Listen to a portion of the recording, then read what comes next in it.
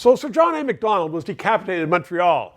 200 protesters, and the media made a really, really big deal of it. Did they make too much of a deal of it? Well, we're going to speak to Michael Diamond. He is the founder of Upstream Consulting. He's a really smart media guy, political guy. Thanks for joining us.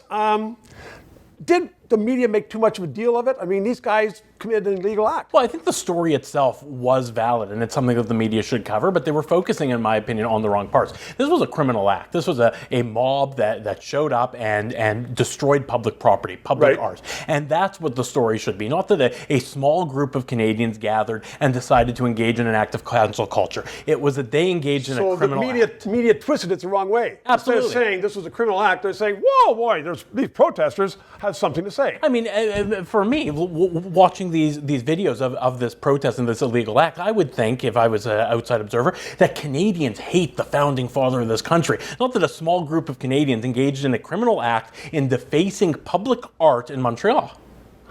So does it bring any justice to their cause, do you think? By destroying public property that's going to be up again soon? And no, I don't. I mean, I think it got some attention, and I'm sure they wanted to do that. There is certainly a lot of Canadians who are of the view that we need to reflect on the whole legacy of our founders, of those who've come before us, and I think that's completely valid. But to deface public art instead of going about this the proper way and petitioning to have something contextualized, I think they did harm to their cause. So, Michael, should the media, should the commentators be decrying that, or should they be just saying this is what happened? I think the media should be covering what happened, and what happened was an illegal act that destroyed public art. But you're a commentator, you're saying that is an illegal act. Do we want a commentator on one of the big networks to say this was an illegal act? Well, I think from the perspective of commentators, we should be having both sides. There's going to be those who certainly agree with the protesters, and I think that's a valid opinion for folks to hear. But the media coverage shouldn't be about a group of Canadians defacing a statue. It should be, tearing down